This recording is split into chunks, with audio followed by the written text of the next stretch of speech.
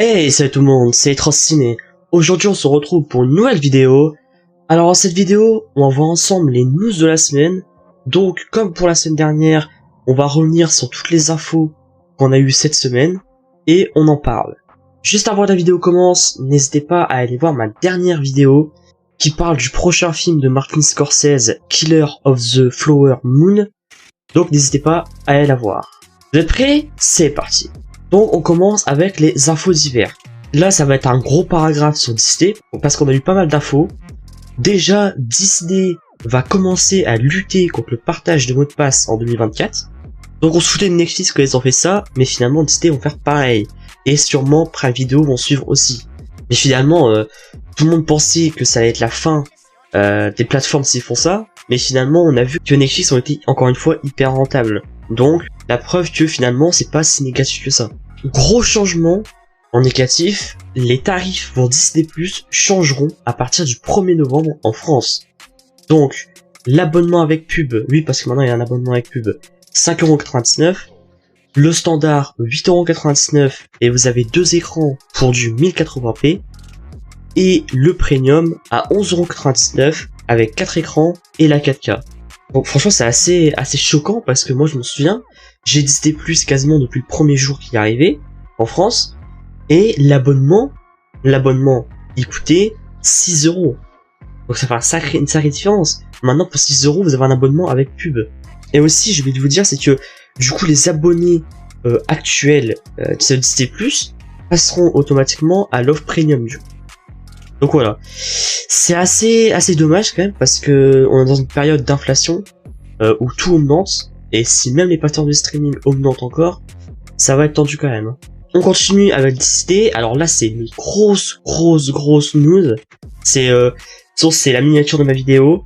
D'après certains analystes du secteur, pensent qu'Apple pourrait acquérir Disney dans les prochaines années. Pour éviter le blocage de la FTC, Disney pourrait vendre de ses actifs TV linéaires ou d'autres actifs afin d'alléger l'entreprise au vu d'une acquisition. Donc c'est quand même une news assez énorme.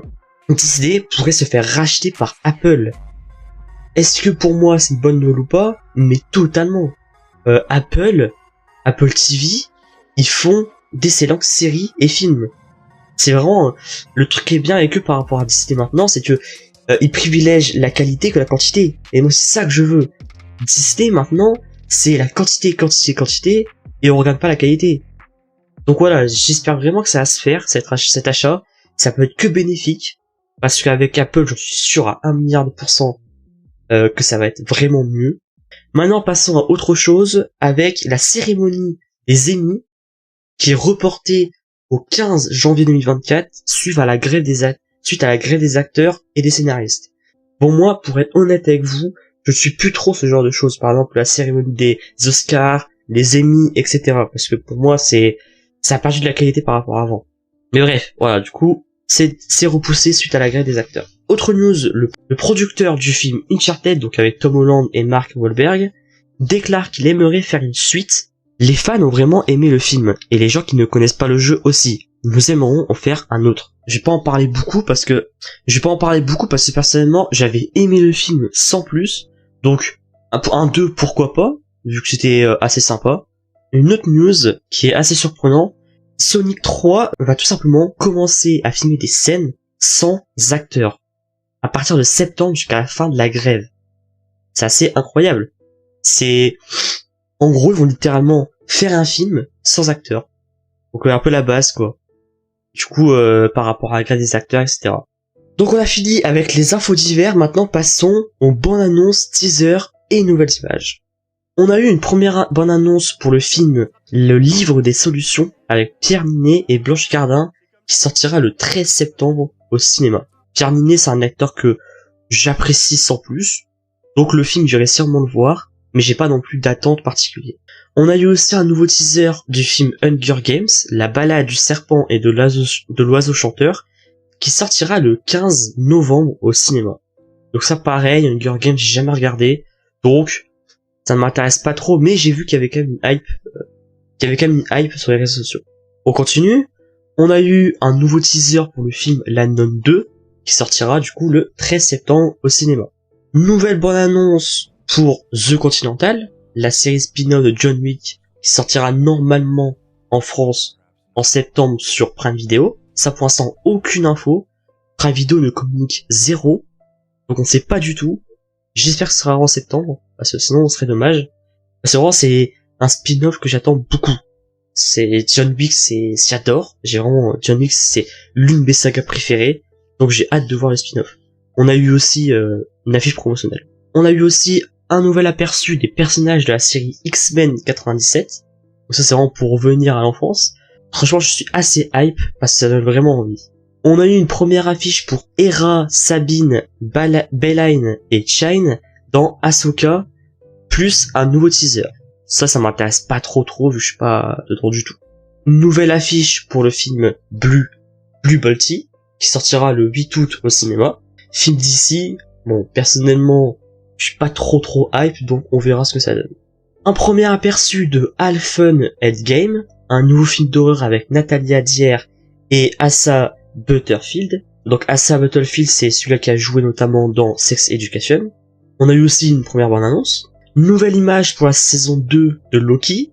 On a eu des nouvelles images de NQT Gatiwa, Emma Mackey et Asa Butterfield dans la dernière saison de Sex Education. La dernière saison que j'attends énormément. Une première image pour Finest Kind avec Gina Ortega, Tommy Lee Jones et Ben Foster. Pour petit synopsis, le film suit une équipe de pêcheurs qui foulent des eaux dangereuses après que leurs dettes commencent à s'accumuler. On a eu aussi un premier aperçu sur la chute de la maison Usher avec de Mike Flanagan qui sortira le 12 octobre sur Netflix. On a eu la première bonne annonce pour le film Nos Pires Amis 2, du coup avec John Cena et Lil Ray Howery. J'ai extrêmement hâte. Ça sortira le 25 août sur Disney+. Le 1 j'avais adoré. J'étais vraiment plié de rire. Donc j'ai vraiment hâte de voir le 2 en espérant qu'il soit aussi drôle. Et pour finir avec les bonnes annonces, teasers et nouvelles images, on a eu deux nouvelles images pour Brie Larson et Zai Ashton en tant que Captain Marvel dans The Marvel. Donc ça, j'ai pas en parlé pendant 10 ans. J'ai déjà dit en vidéo. Je suis pas du tout hype pour le projet. Je pense vraiment malheureusement que ça va flop, même si j'espère pas. Mais franchement, je suis pas du tout convaincu.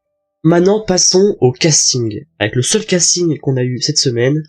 Donc maintenant c'est officiel. On a vu des rumeurs il y a pas longtemps. Sydney Sweeney jouera le rôle de Julia Carpenter / Cyberwoman dans le film Madame Web de Sony qui sortira en 2024. Projet que je suis assez intéressé. Le casting a l'air d'être plutôt bon pour l'instant, donc hâte de voir la suite. Concernant les développements, là c'est aussi une news, vraiment je suis dégoûté. C'est un retournement de situation complet, même si c'est pas encore officiel.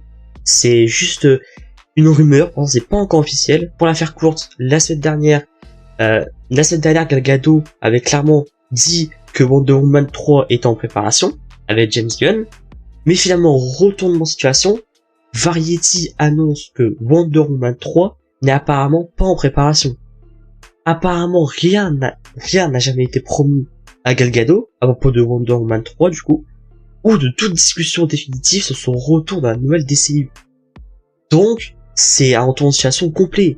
Déjà Wonder Woman ne serait pas en préparation, plus peut-être elle ne serait même pas dans les plans de DC pour le futur. Donc c'est vraiment un coup dur total et moi je suis vraiment dégoûté pour elle, parce que Gal Gadot, comme j'avais dit, c'est une actrice que j'adore, et je suis vraiment dégoûté. Donc j'espère que DC vont mettre les choses au clair, parce que c'est un peu chiant de voir des rumeurs, de voir des personnes qui disent c'est officiel, nanana. Pour l'instant c'est que des rumeurs, il n'y a rien d'officiel, donc on attend de voir en espérant que c'est bien en préparation, pour ma part en tout cas. On termine la vidéo news de la semaine avec les box-office. Tout d'abord, on commence avec le film Oppenheimer qui a dépassé la barre des 600 millions de dollars de recettes. Et aussi, Oppenheimer est actuellement le 5e plus gros film de Christopher Nolan au box-office. Donc, pour vous donner une ordre d'idée, le classement, c'est en premier The Dark Knight Rise, deuxième The Dark Knight, le troisième Inception, le quatrième Interstellar et le cinquième Oppenheimer. je dirais pas la liste complète, je la mettrai en description, mais c'est juste énorme. Christopher Nolan a fait que des classiques. Rien que les 3 premiers, The Dark Knight Rise, The Dark Knight et Inception, c'est du cinéma, quoi. C'est incroyable. On passe au film The Meg 2 ou En eau très trouble 2, qui ouvre sa semaine avec 142 millions de dollars dans le monde. Donc pour rappel, le film est sorti mercredi dernier. Donc il est sorti il y a plus d'une semaine. Je vais sûrement aller le voir au cinéma. Et pour finir avec les news de la semaine, Insidious, le nouveau Insidious, La Porte Rouge, est le film d'horreur le plus rentable de 2023. Ça c'est une news qui m'a plutôt surpris. Moi je pensais vraiment que les films d'horreur étaient de moins en moins regardés. Finalement pas du tout. Je pensais vraiment que le Insidious allait flop, vu que ça fait déjà le 5ème. Je me disais que les gens allaient s'en lasser, pas du tout. Parce que vraiment c'est le film d'horreur le plus rentable de 2023. Donc voilà, c'est la fin de la vidéo news de la semaine, j'espère qu'elle vous a plu. N'hésitez pas à me dire dans les commentaires ce que vous avez pensé de cette semaine en termes de news. Comme j'ai dit en début de vidéo, n'hésitez pas aussi à aller voir ma dernière vidéo qui parle du film The Killer of the Flower Moon, qui a l'air exceptionnel, et je vous dis tout ce qu'on sait pour l'instant, donc le casting, le synopsis, etc., etc. Si vous voulez comprendre ce qui se passe avec Wonder Woman 3 et Gal Gadot, n'hésitez pas à aller voir ma vidéo news de la semaine. La semaine dernière, j'en parle un peu. Nous on se retrouve très bientôt. Surtout n'oubliez pas d'activer la cloche de notification, de vous abonner, de liker la vidéo et de surtout la commenter. Stay Transciné, prenez soin de vous. Ciao ciao.